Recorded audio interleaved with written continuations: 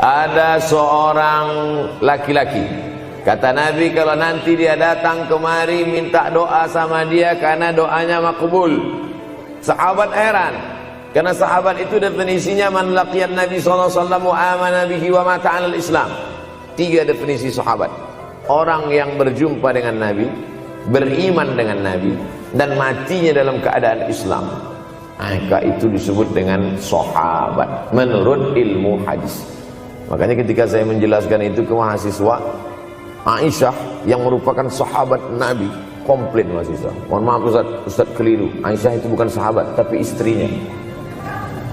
Kita bicara ilmu hadis. Makna sahabat, man laqiyan Nabi, berjumpa dengan Nabi, wa amana bihi, beriman dengan Nabi, wa mata 'alal Islam, mati dalam keadaan Islam. Abu Lahab ketemu dengan Nabi tapi tidak beriman dengan Nabi dan mati dalam keadaan kafir, maka tidak masuk golongan sahabat. Tapi ini ada seorang laki-laki hidup sezaman dengan Nabi dan Nabi mengenal dia, dan Nabi berpesan nanti kalau dia datang ke kota Madinah minta doa dari mulutnya karena doanya dikabulkan Allah Subhanahu wa taala. Sahabat heran, kami yang hidup bersama engkau, kami yang berperang bersama engkau, kami yang sholat di Masjid Nabawi bersama engkau, kenapa doa dia lebih makbul daripada kami? Malah kami meminta doa dari mulut dia. Tapi tidak boleh membantah dan melawan Nabi. Pokoknya nanti kalau dia datang kemari minta doa kepada dia. Setelah Nabi Muhammad SAW meninggal dunia, laki-laki itu pun sampai ke kota Madinah, berjumpa dengan sahabat. Sesuai dengan yang dijanjikan Nabi, mereka pun meminta doa kepada dia. Namanya Uwais Al-Qarni. Makanya Uwais Al-Qarni tidak ada masuk dalam buku biografi sahabat. Kalau mau mencari biografi sahabat Nabi, buka kitab namanya Al-Isabah fi Tamyizis Sahabah, atau baca juga Usudul Ghabah fi Ma'rifatis Sahabah, atau baca juga Al-Isti'ab fi Ma'rifatil Ashab. Itu memang buku biografi isinya sahabat Nabi semua. Sahabat Nabi klasifikasi. Yang pertama, Al-Ashra Al-Mubashsharuna bil Jannah, 10 sahabat yang dijamin masuk surga. Level kedua, sahabat Nabi yang ikut perang Badar. Berikutnya, sahabat Nabi yang masuk Islam sebelum hijrah. Berikutnya, barulah ujung sahabat Nabi masuk Islamnya setelah hijrah, setelah Islam kuat, barulah dia masuk Islam.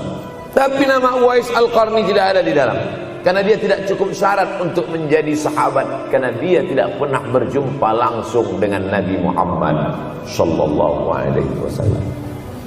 Tapi kenapa doanya makbul? Ternyata dia tidak berjumpa dengan Nabi bukan karena dengki, bukan karena musuh, bukan karena tidak beriman.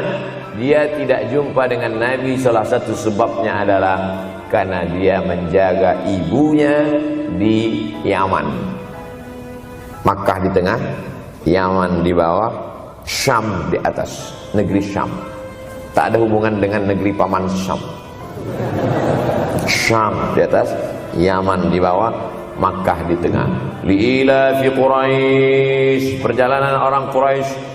Ila fihim rihlatash shita'i was-shaif, perjalanan syita musim dingin, shaif musim panas.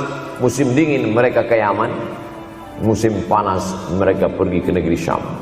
Kenapa dingin ke Yaman? Karena Yaman ini kalau musim dingin tidak terlampau dingin, salju tidak turun. Kalau pergi ke negeri Syam, salju turun. Palestina, Yordania, Suriah, Lebanon. Suriah, Lebanon ada salju. Maka musim panas Nabi pergi ke negeri Syam, karena kalau musim panas di Yaman panas sekali.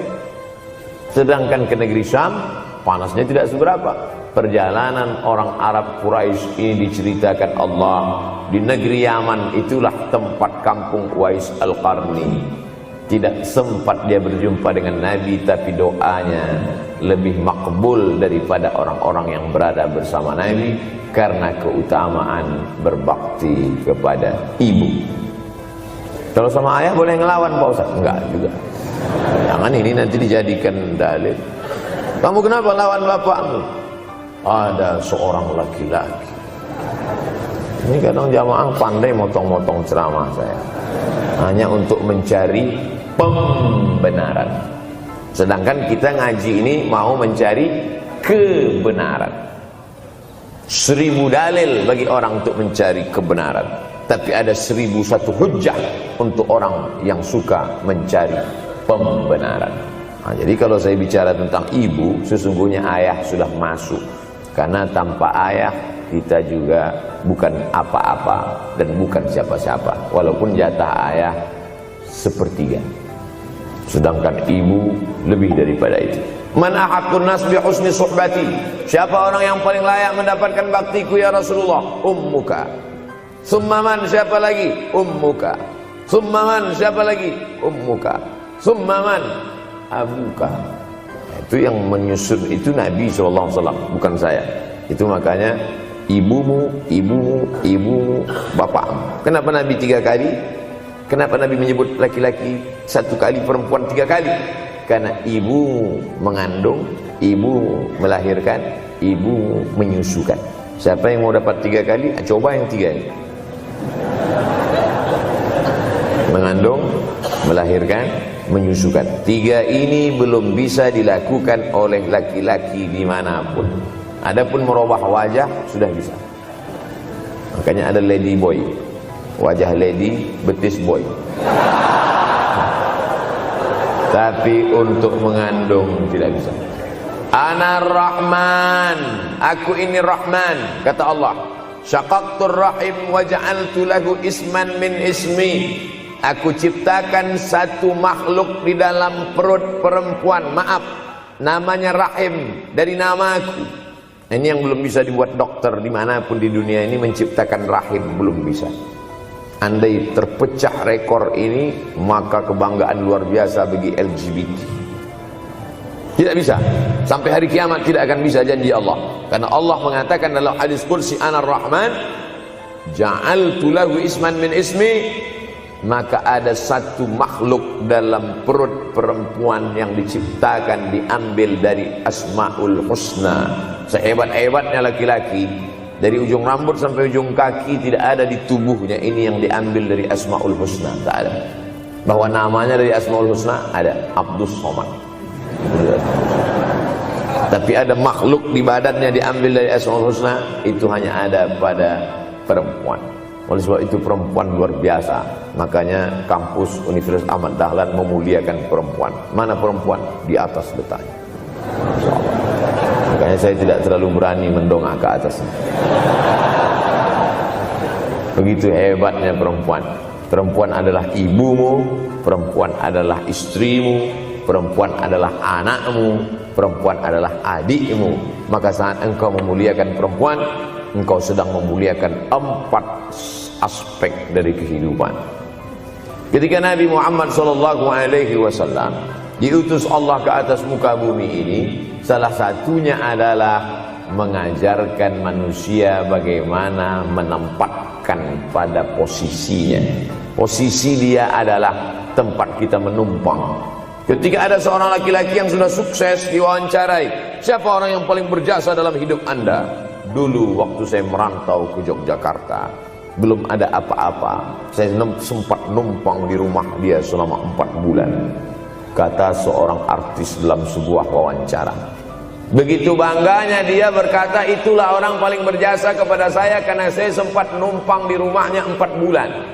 Tapi ada yang dia lupa, bukan rumahnya yang kau tumpang, bukan ruang tamunya yang kau diami, sempat numpang di perutnya 9 bulan 10 hari. Tak pernah kau sebut.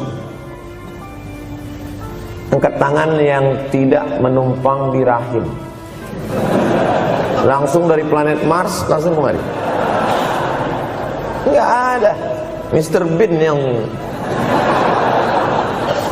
kita semua sehebat apapun pernah menumpang di perutnya. Oleh sebab itu makanya dosa yang paling mengerikan adalah kalau ada orang jual sabu-sabu, peminum khamar, di dunianya bahagia, happy, senang. Itu Ustaz, pengedar narkoba, hidupnya aman, adem, ayam, tentram. Di akhirat azabnya baru diberikan Allah Subhanahu wa taala. Ada orang yang pelakor